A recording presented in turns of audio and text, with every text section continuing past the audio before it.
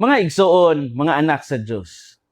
Usa sa mga babaeng na mention sa mga ebanghelyo nga dili kaayo maingon ta popular mao ang Syrophoenician woman o ang babae nga taga Phoenicia sa Syria. Ang Syrophoenician woman nga gisgutan sa ebanghelyo pasabot dili ni siya Hudiyo kundi usa ka Gentile o pagano. Siya nagpuyo sa rehiyon sa Tiro ug Sidon nga sakop sa karaan nga Phoenicia, usa ka lugar nga kadaghanan dili magtotoo sa Dios sa Israel. Ang iyang relihiyon naglakip sa pagsimba sa laing mga Diyos-Diyos sa kultura sa Phoenicia. Ug bisan pa niini nakadungog siya mahitungod kang Hesus ug sa iyang gahom sa pag-ayo. Mao nga bisan siya dili sakop sa piniling katawhan sa Israel, kining bayhana, aduna siya lig-on nga pagtuo sa Ginoo. Sa panahon ni Hesus ang mga Gentile, kasagaran tan-awon nga layo sa kaluwasan. Apan kini nga babae, nagpakita nga ang pagtuo, dili limitado sa rasa o sa religious background. Ang iyang pagduol kang Hesus usa ka dakong lakang sa kaisog o sa pagpaubos. Wala siya mauwaw bisan kabalo siya nga dili siya Hudiyo. Siguro ang mga nakakita ani sa iyang gibuhat nakaingon nga bagaa sag naong aning bayhana oy. Nganong moduol man ni siya sa Ginoo nga kining bayhana usa man unta kapagano. Mao nga kining bayhana nagpagbaga gyud sa iyang naong. Baga gyud siya og face, no? Ang iyang gugma alang sa iyang anak mao'y nagtulod kaniya sa pagdangop kang Kristo. Busa bisan pagano siya sa sinugdanan, ang iyang kasing-kasing abre sa grasya sa Dios. Gikan niining maong istorya, musulod kita sa ebanghelyo, sumala kang San Marcos. Din gipakita ni Hesus nga ang tinuod nga pagtuo makabuntog bisan sa mga babag sa kultura ug sa tradisyon. Unsay makutlo nato karong adlaw? Unang punto, ang atong pagtuo kinahanglan dili mapugngan sa kahadlok o sa giingon sa uban. Sa ebanghelyo miduol ang babae kang Hesus ug naghangyo alang sa iyang anak nga gisudlan sa daotang espiritu. Bisan giingnan siya ni Hesus nga let the children be fed first. Mark 7:27. Kinahanglan pakaon una ang mga anak. Kining pagpakaon una sa mga anak. Kini nga mga pulong nagpasabot nga ang misyon ni Hesus sa sinugdanan gipunting ra gyud sa Israel. Apan wala gyud taon siya ni biya. Siya nito nga bisan gani ang mga itoy ilalom sa lamisa makakaon sa mumho sa mga anak. Grabe, no? Pasabot nga nakasabot siya sa posisyon niya apan misalig yapon siya sa kaluoy ni Hesus. Kinahanglan gyud ta magpaubos aron makadawa ta sa panalangin sa Ginoo. Si Hesus wala naglantaw sa iyang relihiyon o kaliwat kundi sa kalig-on sa iyang pagtuo.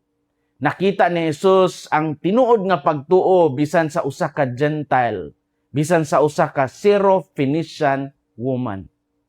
Ang atong pagtuo kinahanglan dili pod mapugngan sa kahadlok o sa giingon sa uban. Ikaduhang punto, ang pagpaubos mao Yahweh sa pagdawat sa milagro gikan sa Ginoo. Ang babaye, ang Syrophoenician woman, wala masuko sa mga pulong ni Hesus. Iya hinuon nga gigamit kini aron ipakita ang iyang pagsalig. Ang babae nagpakita og tinuod nga pagpaubos nga wala magreklamo bisan siya daw gisulayan. Daghang higayon nga ang Dios mutubag sa atong pag-ampo kun andam ta magpaubos. Usay sa atong kinabuhi gusto nato dayon ang tubag sa atong mga pangaliya. Apan ang ebanghelyo nagtudlo nga ang paghulat ug pagpaubos dalan pud taon ni sa grasya. Kinahanglan ta magampo nga dili mahimong mapahitas-on ang atong mga kasing-kasing. Ang milagro na hitabo dili tungod kay sakop ning bayhana sa Israel, kundili tungod sa iyang pagtuo. Matud pa ni Jesus, your faith has made you well. Mark 5:34. Ang imong pagtuo mao'y nakaluwas kanimo. Kung gusto ta og milagro sa atong kinabuhi, kinahanglan lig-on ang atong pagtuo ug pagpaubos.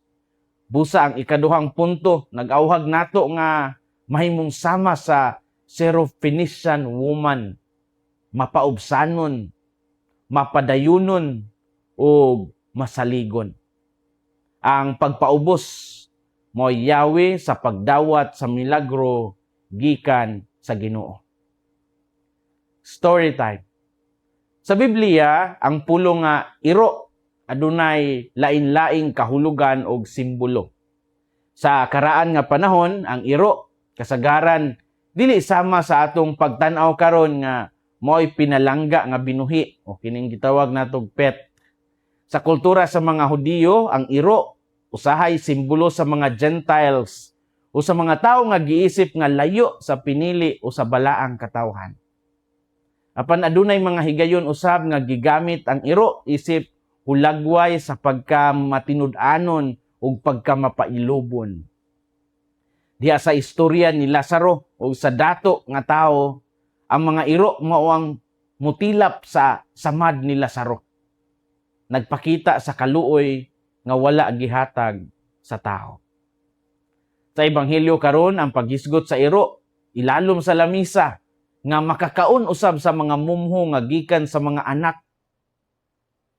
Dili ni siya tuyo nga manginsulto kundili usa ka imahe sa pagpaubos. Gipakita niini nga bisan ang ginagmay nga grasya gikan sa Dios, igo na aron makahatag og kaayuhan. Ang iro sa Biblia nagrepresentar usahay sa mga tawo nga giisip nga outsiders, mga gawas, apan giapil gihapon sa kaluoy sa Dios. Busa ang hulagway sa iro magtudlo nato sa pagpaubos ug sa pagsalig. Kini nagpasabot nga walay tawo nga layo kaayo aron dili madawat ang gugma sa Ginoo. Mga igsoon, mga anak sa Dios, ang Syrophoenician woman nagpakita nga bisan kinsa mahimong duulon sa Dios kung adunay pagpaubos ug pagsalig. Hinaot nga dili kita mahadlok modangop kang Hesus bisan sa atong mga kaluyahon. Kung usahay daw dugay ang tubag sa atong pagampo, padayon lang ta sa pagtuo.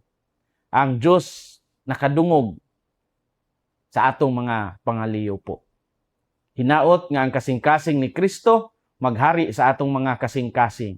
Kini si Father Felmar Castrodes, PLSVD, ang inyong magsisibya sa maayong balita. Gikan dinhi sa Radio Veritas Asia, hinumdumi ang kinabuhing Kristiyano, kinabuhi sa pagserbisyo.